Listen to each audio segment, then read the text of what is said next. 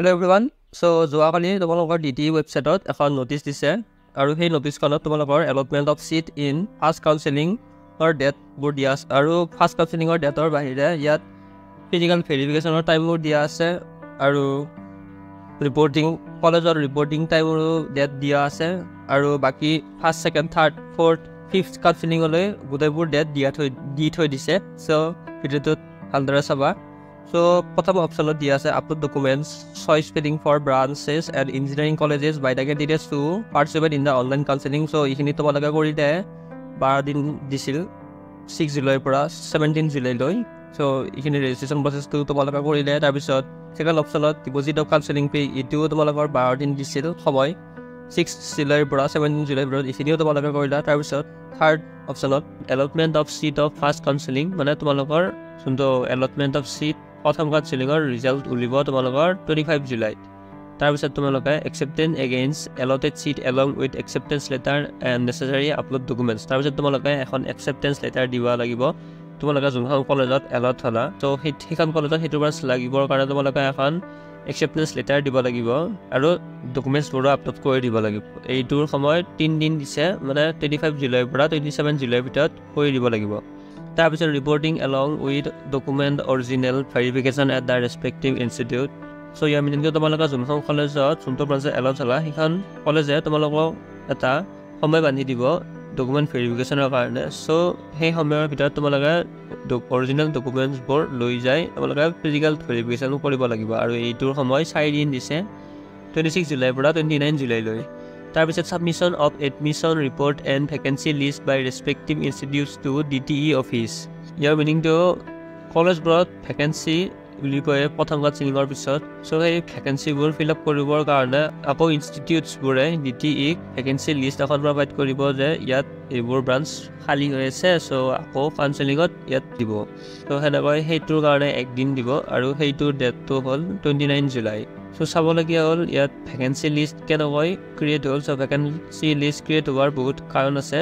তাৰ ভিতৰত মই দুটা কাৰণ লৈছোঁ যে যদি তোমালোকৰ ফিজিকেল ভেৰিফিকেশ্যনত যদি তোমালোকে ডকুমেণ্টছবোৰ শুদ্ধ নহয় বা অমিল হয় তোমালোকৰ যোনবোৰ ৰেজিষ্ট্ৰেশ্যন বা কাউন্সেলিঙৰ সময়ত দিছিলা তাৰ লগত যদি নিমিলে সেনেকুৱা হ'লে তোমালোকে চিটটো তোমালোকে নোপোৱা। সেনেকুৱা হ'লে আৰু এটা কাৰণ হ'ব পাৰে যেতিয়া তোমালোকৰ এটা অপশ্যন আহিব একচেপ্ট এণ্ড ৰিজেক্ট যোনবোৰ ষ্টুডেণ্টক নালাগে। চ' যোনবোৰ ষ্টুডেণ্টে ৰিজেক্টত ক্লিক কৰি দিলে চ' সেইবোৰৰ কাৰণে চিটটো ভেকেণ্ট হৈ থাকিল।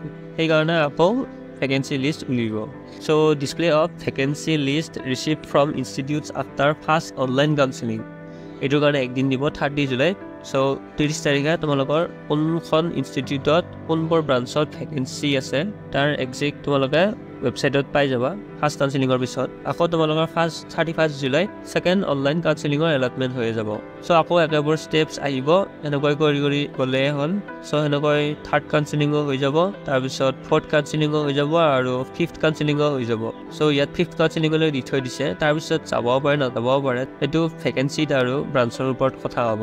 আৰু ইয়াত তোমালোকে চোৱা 9 ছেপ্টেম্বৰ 2024 যোনটো অনলাইন কাউন্সেলিঙৰ ডিছপ্লে ভেকেণ্ট লিষ্টটো উলিব। চ' 9 ছেপ্টেম্বৰলৈ চলি থাকিব তোমালোকৰ কাউন্সেলিং কিন্তু তাৰ মাজতে তোমালোকৰ ক্লাছেছবোৰ ষ্টাৰ্ট হ'ব আৰু কিছুমান ইনষ্টিটিউটছবোৰে তোমালোকৰ ক্লাছেছ কেতিয়াৰ পৰা ষ্টাৰ্ট হ'ব মানে একাডেমিক কেলেণ্ডাৰবোৰত দি থৈ দিছে তোমালোকে চাবা নিজৰ ইনষ্টিটিউটছবোৰত। চ' আৰু এটা কথা আছে তোমালোকৰ ওপৰত তোমালোকে নোট বুলি দেখিছে।